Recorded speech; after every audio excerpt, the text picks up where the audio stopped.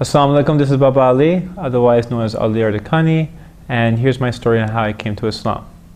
About 15 years ago, I was 20 years old, and I came to a point in my life where I was actually looking for answers.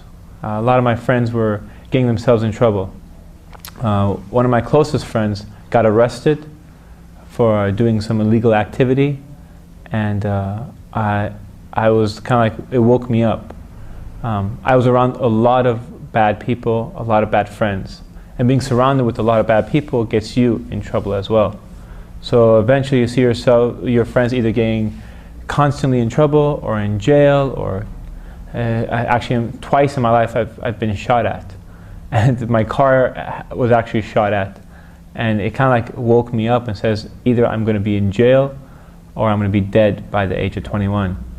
So I came to a point in my life I decided to go and start searching for the truth. So I started studying different religions and trying to see what's out there and see what different lifestyles are out there. And then as I had been going through the whole process, each time I came to a religion and I found a problem with it, I decided to drop it and go on to the next. The reason why is I figured if the creator of all mankind is perfect, then his message should be perfect. And if there's any errors or mistakes in it, then this is not from the creator. It's either been altered or it's from somebody else. So I kept going through one religion, to another religion, to another religion, and finally I came across Islam.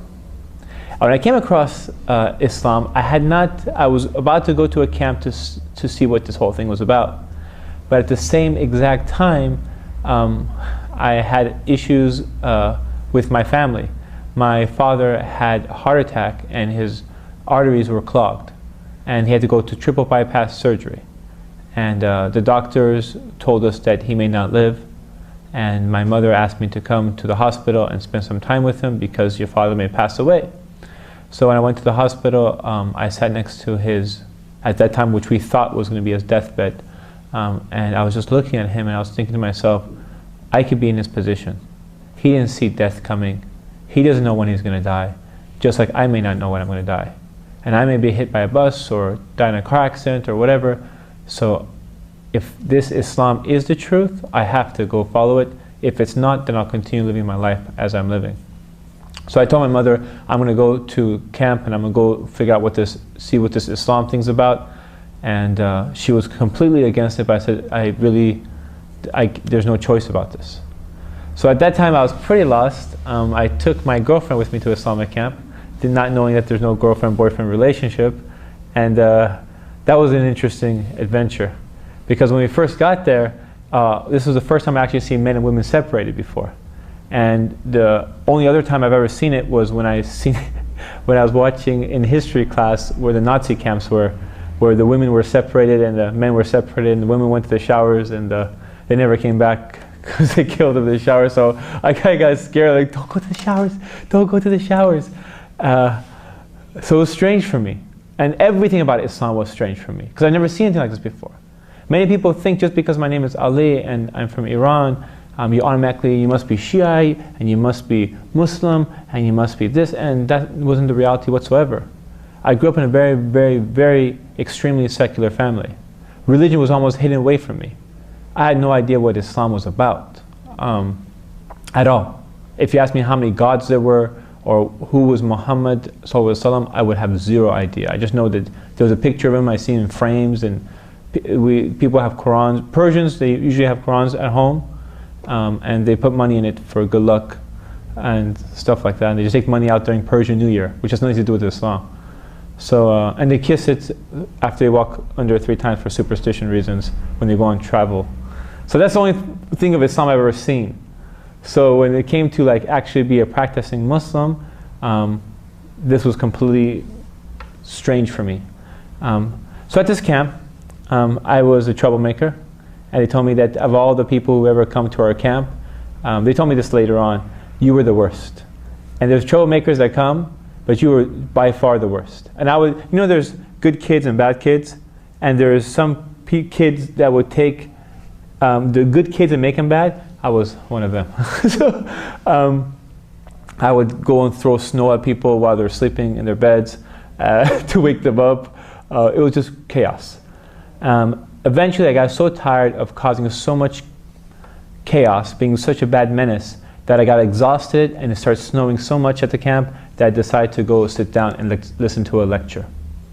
And as I was listening to a lecture, I actually started listening to what the speaker was saying. And it caught my ear. And being a biology student and trying to go into medicine, you really try to study the creation.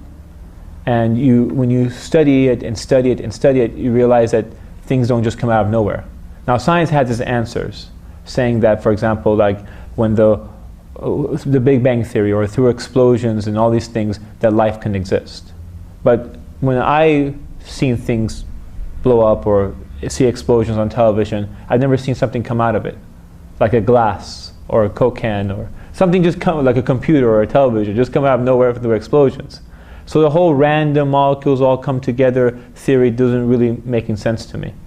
So when they were explaining Islam and what Islam says about creation, what Islam says about the rules of being good to your parents and doing this and doing that, it started clicking. Things started making sense. And I was like, wow, this is very interesting. Then he discussed the political system, the social system, all these different systems, the economic system in Islam. I said, wow, this is not just a religion, it's a total way of life. You know, it's everything from the way you treat your wife, to the way you go to the bathroom, to the way you eat, to the way you do business. This is a whole complete package. While other religions that I was looking at was just spiritual. You know, at that point I started looking into Islam and I was like really excited. And by the next morning I was convinced that I'm going to follow this. And I realized what the price was. The price was, if you're going to follow the truth, you're going to follow this, you have to sacrifice some of the things you love. Which means all the bad things I was doing, I have to sacrifice. Having a girlfriend, I told her that as of today, either we get married or it's over. And it sounds easy to say now, but when you're in a relationship with someone for many years, and you make this decision overnight, it's very difficult. So at that time, that was my first thing I had to sacrifice. And next step after that was like all these certain friends. You know, that's one of the big things. Even as Muslims, people who are born Muslim, I see, you can be a very good person, but if you surround yourself around bad people, slowly it will affect you. So I realized that this is going to start making a difference for me. So I came from a guy who was very popular, very this and that, and then I started to become almost alone, because a lot of either bad people didn't want to hang out around me, or I didn't want to hang around them. So I came home and announced that I became Muslim. And when I announced I became Muslim, I thought my parents were going to be really happy. No more girlfriend-boyfriend relationships, no more yelling back at us, no more mistreating us, no more doing all these bad things. Instead, it was the exact opposite. My dad started hitting his head against the wall, my mom started screaming, there was a lot of fitna in the house, to the point that I decided to pack up my bags and leave. I said, there's no way I can be a Muslim and practice Islam in this home. And that was a big problem, because I was raised a very comfortable life. And I was the kind of kid that his clothes were made from every morning, and his lunches and breakfast and dinner was made from. I was a spoiled kid. I live in a home that you don't even lock your front door. You can put your keys in your car, leave the door unlocked, and go to sleep like a baby. You never have any worries, no concerns. You don't see police officers, they're like celebrities.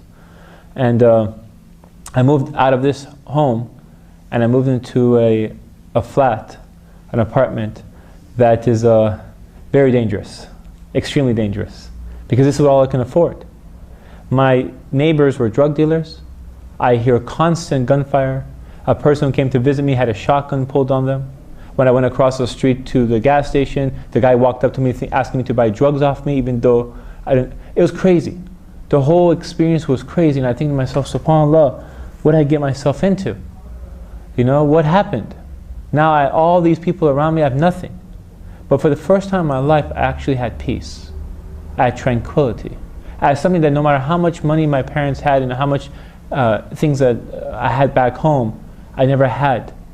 And it was something that is priceless.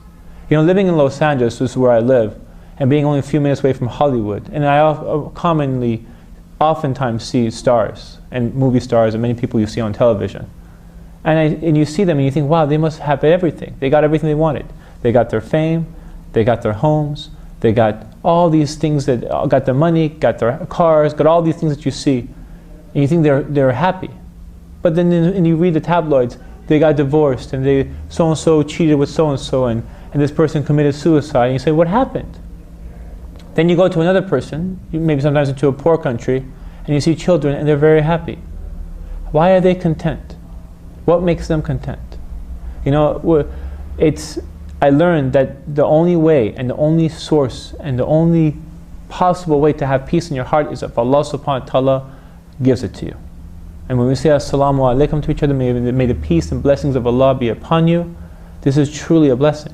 And alhamdulillah, I got that peace. So even though all the material things was taken away from me, I had something that was priceless. And I held on to it. And I realized, just like when you go to a university, you're going to get test after test after test after test, you're going to be tested and tested before you get that little piece of paper that has your name on it and says you have passed. And what do you do with that piece of paper? You go get a career, you get a job, and even then it's not guaranteed. The economy could be bad, you can pass away or die before you get that job. So you worked all that for possibly nothing or possibly something. So when I became Muslim, that's when you would think that life would become easy. But I realized that these tests were harder than anything I've ever gone through before. It was test after test after test. Problems with my family, problems with the ex, problems with friends, problems with my closest friends. And I realized, wow, from now to the day I die, I will constantly be tested and tested and tested, because what I'm working for is far more valuable than a degree, is paradise. And those who've come before me have been tested, and those who want the highest agenda will constantly be tested. So I realized that, wow, what have I done? But it's priceless.